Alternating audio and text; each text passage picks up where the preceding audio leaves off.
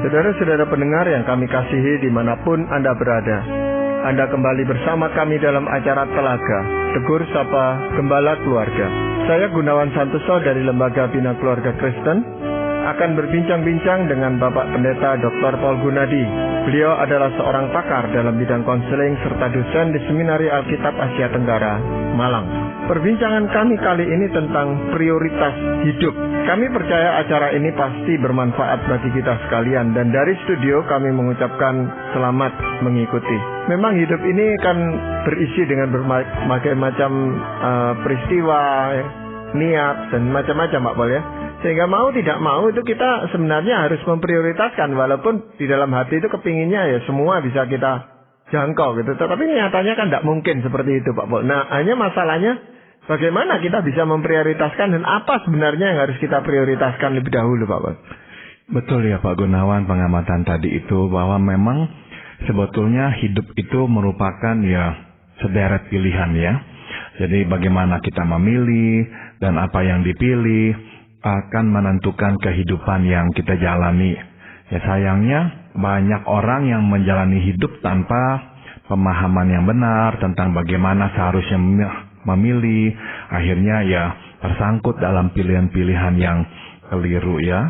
Maka ya kita mesti belajar sistem prioritas yang benar agar dapat menentukan pilihan yang tepat dalam hidup. Ya, ini pilihan ini kan banyak sekali gitu Pak Paul ya. Nah, kita milih baju aja sudah sulit, milih makanan kadang-kadang sulit. Apalagi ini sesuatu yang sangat menentukan untuk masa depan kehidupan kita Pak Paul. Jadi apa saran Pak Paul dan apa yang harus kita pilih sebenarnya Pak Paul? Nah, saya akan mengajak kita semua kembali ke Alkitab, ke firman Tuhan, dan belajar untuk menetapkan prioritas. Nanti kita akan bahas kurangnya ada 7 ya Pak Gunawan prioritas yang mesti kita adopsi. Nah yang pertama adalah kita mesti memprioritaskan karakter di atas kemampuan. Nah saya mengerti ya bahwa hidup perlu kemampuan, itu betul. Tanpa kemampuan kita tidak dapat mengerjakan apa-apa dengan baik, dan tanpa kemampuan pun kita akan sulit mendapatkan penghargaan dari orang. Itu sebabnya tidak salah ya bila kita berupaya mempertajam kemampuan. Nah, sungguh pun demikian, kita mesti mengingat bahwa kemampuan bukanlah segalanya ya. Saya tahu jadinya ada sebagian orang yang terus mengejar-ngejar kemampuan, tapi ya saya ingin mengatakan bahwa kemampuan bukanlah segalanya. Ternyata Tuhan mengutamakan karakter di atas kemampuan. Oleh karena itu kita pun mesti mengutamakan karakter dan berusaha menambah kualitas karakter yang diinginkan Tuhan, yaitu kasih. Nah, di samping itu, kita pun harus menitik beratkan karakter di atas kemampuan dalam menilai orang. Artinya, janganlah sampai kita terseret arus dan menilai orang atas dasar kemampuannya semata. Ya, yang Pak Paul maksud dengan karakter dalam hal ini apa Pak Paul? Jadi dengan kata lain memang saya rangkumkan, saya sarikan memiliki kasih ya, karakter yang merupakan puncak dan juga sari dari semua karakter Kristus, dan itulah yang seharusnya kita miliki. Ya, padahal itu kan semuanya datang dari Tuhan, Pak ya, baik karakter maupun kemampuan kita terimanya dari Tuhan. Kenapa karakter harus lebih diprioritaskan daripada kemampuan gitu, Pak? Pak Gunawan, sebetulnya memang kemampuan itu adalah pemberian Tuhan, makanya kita tidak boleh bermegah, ya menepuk dada dan membanggakan diri, sebab kemampuan adalah pemberian Tuhan. Sebetulnya karakter tidaklah pemberian Tuhan semata. Karakter memang adalah sebuah proyek kerjasama antara Tuhan dan kita manusia. Kita pun juga mesti berusaha sekeras mungkin ya untuk bersedia diubahkan Tuhan, bersedia menaati Tuhan, sehingga karakter kita makin hari makin dipoles ya menjadi serupa dengan karakter Kristus, yaitu kasih. Nah, kenapa kok Tuhan lebih mengutamakan hal itu? Sebab begini Pak Gunawan, Tuhan tidak memberikan kemampuan yang sama kepada setiap orang. Tuhan memberikannya berbeda-beda sesuai dengan rencana Tuhan atas diri kita masing-masing. Itu sebabnya Kita tahu ya ini adalah pemberian Tuhan, kita nggak boleh bermegah hati. Nah, tapi karakter itu sesuatu yang merupakan, tadi saya sudah singgung, kerjasama antara Tuhan dan kita. Kita bekerja keras menumbuhkan. Oleh karena itulah Tuhan memberi penghargaan ya, karena benar-benar seolah-olah karakter itu persembahan kita kepada Tuhan. Ya, kasih, kemurahan, kelemah lembutan dan sebagainya adalah persembahan kita kepada Tuhan, dan itulah yang dihargai. Dan yang memuliakan Tuhan bukanlah kemampuan kita, yang memuliakan Tuhan adalah karakter kita. Orang melihat Tuhan di dalam hidup kita, dalam pengertian orang melihat karakter kita yang kok mirip seperti karakter Kristus, barulah akhirnya orang memuji Tuhan atau memuliakan Tuhan karena melihat itu dalam diri kita. Ya, apakah ada ayat firman Tuhan, Pak Paul, yang terkait dengan itu, Pak? Saya bacakan di 1 Korintus ya, pasal 1 ayat 26. Firman Tuhan berkata, "Ingat saja, saudara-saudara, bagaimana keadaan kamu ketika kamu dipanggil. Menurut ukuran manusia, tidak banyak orang yang bijak, tidak banyak orang yang berpengaruh, dan tidak banyak orang yang terpandang." Nah, di sini Paulus mengingatkan jemaat di Korintus untuk tidak lupa diri. Dan terus ingat, siapakah diri mereka sebenarnya. Kadang setelah mencapai status tinggi dalam masyarakat, kita lupa akan keberadaan diri kita. Pada akhirnya, kemampuan menjadi tolok ukur dalam kita menilai dan menghargai orang. Hanya orang yang berkemampuan yang kita hormati. Sebaliknya, orang yang tidak berkemampuan kita pandang sebelah mata. Nah, ada kalanya ketika kita bertemu dengan orang yang berkarakter tidak baik, namun berkemampuan tinggi, kita berdalih, biarlah, sebab setidaknya ia berkemampuan tinggi. Nah, ini menunjukkan ya Pak Gunawan bahwa sistem prioritas kita telah terbalik. Prioritas yang benar dan sesuai standar Tuhan adalah menghormati orang yang berkarakter baik. Seberapa tingginya kemampuan seseorang, bila ia berkarakter buruk, ia tidak layak dihormati. Ya, Pak Paul, kalau tadi Pak Paul katakan bahwa karakter itu merupakan suatu proyek kerjasama antara Tuhan dan manusia, maka apa yang harus kita lakukan supaya kita mempunyai karakter yang baik, gitu Pak Paul?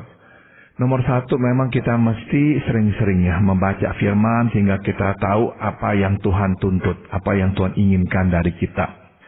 Nah, setelah itu kita mesti sering-sering berdoa, mengakui kelemahan dan keterbatasan kita, dan memohon Tuhan untuk terus ya menolong kita memunculkan karakter seperti yang Dia inginkan itu.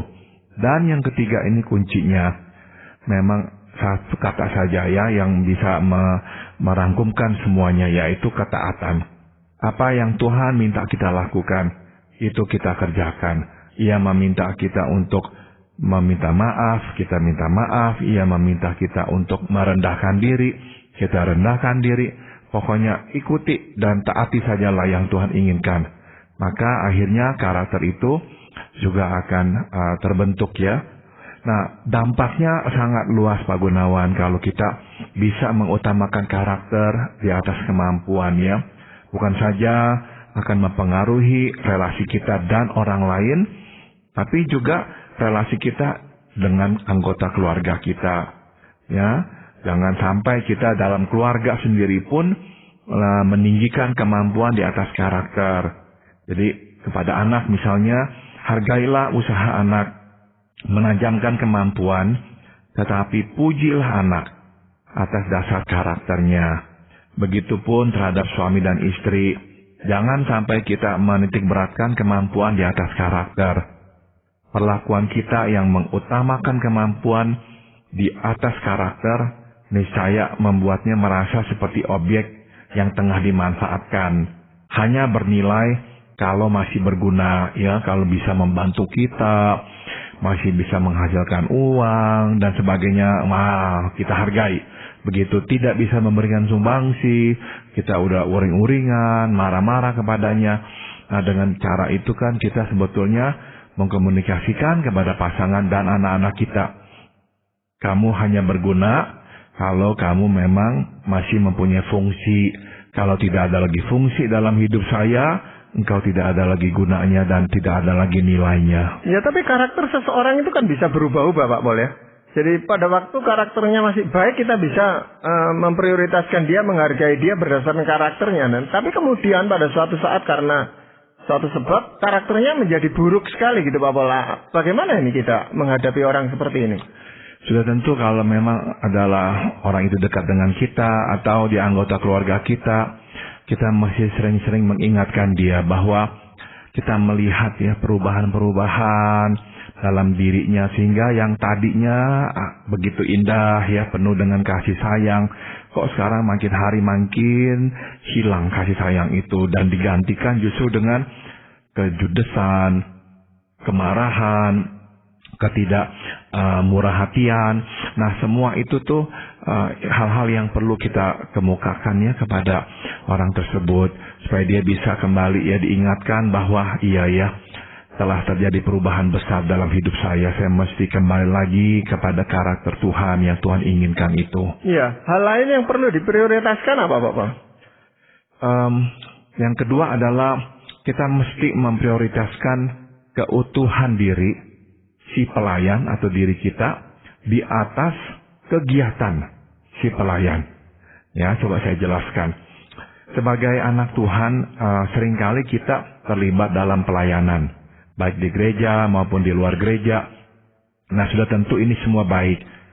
Namun ada kalanya kita menjadi terlalu sibuk.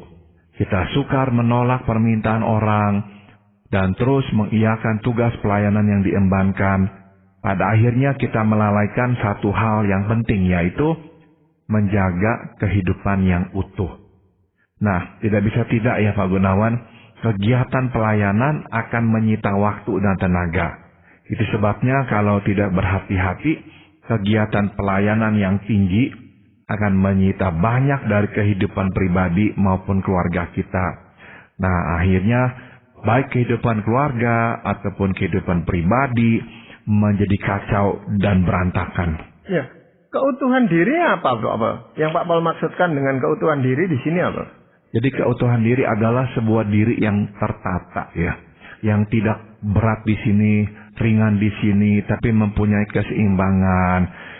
Dalam contoh praktisnya ya, orang yang mempunyai keutuhan ya, orang yang bijaksana ya, orang yang bisa ya bersikap dengan tepat, orang yang bisa menghadapi masalah dengan bijaksana, orang yang tahu bagaimana menghadapi orang dan tuntutannya, tidak mudah meletup, tidak mudah ambruk, tidak mudah diombang-ambingkan ya oleh badai kehidupan. Dengan kata lain, adanya sebuah kestabilan, Pak Gunawan, sehingga dia bisa membagi waktu dan hidupnya itu dengan bijaksana kepada orang-orang di sekitarnya. Ya, termasuk di dalam keluarganya gitu, Pak Paul ya. Betul sekali Pak Gunawan ya. Jadi memang kalau tidak hati-hati ya, kita akan justru mengorbankan orang-orang dalam keluarga kita ya. Terlalu banyak ya suami, istri, dan anak yang harus menderita karena kita tidak lagi sanggup memberi waktu dan tenaga untuk mereka. Alhasil semua kocar-kacir dan merana, termasuk diri kita sendiri. Ya, saya mau mengingatkan atau saya ingin mengutip perkataan dari pendeta Bill Hybel. Beliau menegaskan pentingnya menata kehidupan pribadi kita sendiri. Beliau mengemukakan bahwa seorang pemimpin yang tidak dapat menata dirinya, tidaklah akan dapat menata pelayanannya. Nah, ini sungguh-sungguh benar pengamatannya. Beliau memang mengamati pemimpin yang akhirnya jatuh, yang hidupnya berantakan, yang keluarganya berantakan. Nah, dia berkata orang-orang itu tuh tidak bisa ya akhirnya menata organisasi atau pelayanannya. Dan beliau pun melihat orang-orang yang gagal dalam pelayanannya seringkali diawali oleh kegagalannya menata dirinya sendiri. Jadi benar-benar ya beliau menekankan pentingnya memulai menata diri pribadi sebelum nanti menata yang di luar. Maka kalau kita sebagai anak Tuhan terlalu mementingkan kegiatan demi kegiatan pelayanan, dan mengabaikan diri kita ya, keutuhan diri kita sebagai seorang pribadi. Nah, tinggal tunggu waktu, akhirnya kita jatuh terjerembab. Ya, apakah ada contoh yang konkret dari Alkitab, Pak Paul? Saya teringat Musa, Pak Gunawan. Musa itu harus mengalami perombakan hidup terlebih dahulu ya, sebelum Tuhan memakainya. Selama 40 tahun, dia hidup dalam pengasingan di gurun Midian, jauh dari kegiatan yang bermakna. Namun, disitulah terletak maknanya. Musa harus diutuhkan terlebih dahulu sebelum ia terjun ke dalam kegiatan pelayanan yang maha berat itu. 40 tahun sebelumnya, Musa penuh energi dan percaya diri. Ia terobsesi memerdekakan bangsanya dari belenggu bangsa Mesir. 40 tahun kemudian, Musa tidak berenergi dan tidak percaya diri. Ia pun kehilangan obsesi memerdekakan bangsanya. Nah, itu sebabnya waktu Tuhan panggil, ya Musa menolak, tidak bersedia. Namun, itulah saat yang ditunggu Tuhan. Sekarang, di mata Tuhan, Musa siap dipandu dan dipakai Tuhan. Ia telah menjadi pribadi yang jauh lebih utuh dibanding sebelumnya. Ya, memang kita seringkali mengagung-agungkan tokoh Musa ini, padahal perjalanan hidupnya bukan suatu perjalanan yang gampang gitu, Pak Paul ya. Tapi bagaimanapun juga, ini kan suatu panutan bagi kita yang mau melayani Tuhan, Pak Paul. Nah, ini apa dampaknya langsung kepada kita yang mau melayani Tuhan?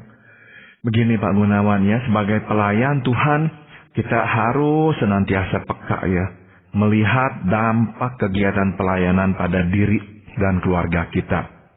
Bila hidup kita mulai kocar-kacir dan keluarga mulai tercerai-berai, itulah pertanda ya, kegiatan pelayanan telah menindih kita. Itulah waktunya bagi kita menimbang ulang prioritas hidup. Nah, sayangnya ya Pak Gunawan, ada banyak orang yang tidak mempedulikan hal ini. Mereka terus berjalan dengan cepat. Mereka menuntut ya misalnya pasangan untuk mengambil alih tanggung jawab, atau malah menuntut anak untuk tidak mengganggunya. Kalau dimintai tolong makanya dia tidak suka, dia marah. Nah, itu semua menandakan prioritas yang sudah mulai terbalik ya. Kita terlalu menekankan pada kegiatan pelayanan itu sendiri dan mengabaikan keutuhan hidup kita pribadi. Ya, tapi dalam hal ini kan Musa sendiri juga pernah diingatkan oleh mertuanya, Jethro itu, karena dia terlalu sibuk dengan melayani orang lain sehingga banyak hal yang terbengkalai itu, Pak Paul. Betul. Jadi meskipun Musa telah menjalani pelatihan, pembinaan, pembentukan selama 40 tahun, ya tetap ya sebagai manusia ya dia gagal, ya dia bisa saja akhirnya khilaf. Dia lupa ya, dia itu tidaklah bisa mengurus semua orang, semua masalah di bangsa Israel. Maka ya Tuhan memakai mertuanya untuk memberitahukan Musa, kamu harus ya mendelegasikan. Sebab intinya ya kita harus selalu ingat ini prinsip Pak Gunawan. Tuhan mementingkan keutuhan diri si pelayan di atas kegiatannya. Ya, Tuhan lebih mencintai kita dibanding kegiatan-kegiatan pelayanan kita. Itu sebabnya Tuhan tidak tergesa-gesa ya memakai Musa. Ya, Tuhan menunggu dan membentuk Musa sampai utuh sebelum mengutusnya ke dalam pelayanan. Nah, bila kita mempunyai prioritas seperti ini, hidup dan keluarga tidak menjadi korban, malah menjadi penerima berkat. Jadi dalam pelayanan, kita harus menerapkan sistem prioritas yang benar.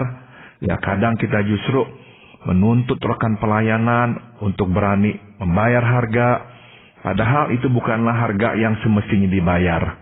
Ya, roda pelayanan yang diputar di atas kegiatan dan bukan di atas keutuhan hidup si pelayan, akhirnya menuai masalah.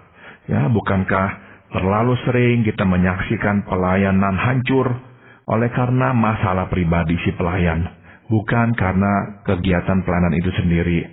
Jadi ya, kita mesti belajar dari kesalahan di masa lampau dan membangun prioritas yang benar. Iya. Kalau begitu prioritas yang ketiga apa yang perlu kita perhatikan, Pak Bos? Yang ketiga adalah kita mesti memprioritaskan ketaatan di atas keefisienan. Nah, kadang ya waktu kita membaca firman Tuhan mungkin terlintas pikiran betapa banyaknya perintah Tuhan. Pada kenyataannya Pak Gunawan hanya satu yang dituntut Tuhan, yaitu ketaatan. Raja Saul adalah contoh ketidaktaatan yang menyedihkan. Berkali-kali ia tidak menaati Tuhan, dan sewaktu ditegur, ia selalu berdalih. Itu sebabnya Samuel, hamba Allah, mengingatkan Saul yang tercatat di 1 Samuel 15 ayat 22. Apakah Tuhan itu berkenan kepada korban bakaran dan korban sembelihan, sama seperti kepada mendengarkan suara Tuhan? Sesungguhnya mendengarkan lebih baik daripada lemak domba-domba jantan. Ya, wujud ketaatan yang Tuhan kehendaki dari kita itu seperti apa, Bapak? Sudah tentu ya Pak Gunawan, pada akhirnya kita itu tuh nomor satu mesti jelas secara spesifik apa tuh yang Tuhan inginkan dari kita. Apa tuh yang memang merupakan sabdanya kepada kita. Ya, bisa kita langsung lihat dari firman Tuhan, atau kadang-kadang memang dia akan membisikkannya langsung kepada kita. Nah, itulah yang kita akan taati. Nah, dalam kasusnya Saul misalnya, Saul tidak menaati Tuhan karena dia selalu mempunyai pertimbangannya sendiri. Nah, pertimbangannya itu tuh dianggapnya lebih efisien daripada perintah Tuhan. Misalnya, pernah Samuel memintanya untuk menunggu kedatangannya sebelum mempersembahkan korban. Saul tidak sabar, langsung mempersembahkan korban dengan alasan guna mencegah sardadunya meninggalkan dia, sekaligus memohon restu Tuhan atas mereka dalam peperangan melawan bangsa Filistin. Nah, memang kita bisa berkata, oke, pertimbangannya itu efisien. Tapi justru menunjukkan ketidakberimanan Saul. Dan ini menunjukkan juga ia tidak mengerti isi hati Tuhan. Jadi benar-benar intinya kita itu mesti mendengarkan Tuhan. Itu adalah yang dimaksud dengan menaati Tuhan. Ya, memang karena hampir setiap hari kita itu dituntut untuk hidup efisien, khususnya pada saat-saat seperti ini. Nah, ini berimbas juga bagaimana kita berhadapan dengan Tuhan, Pak Paul, walaupun itu ternyata tidak benar ya. Tidak selalu ya, sudah tentu ada kalanya efisien itu baik, dan itulah yang dikehendaki Tuhan.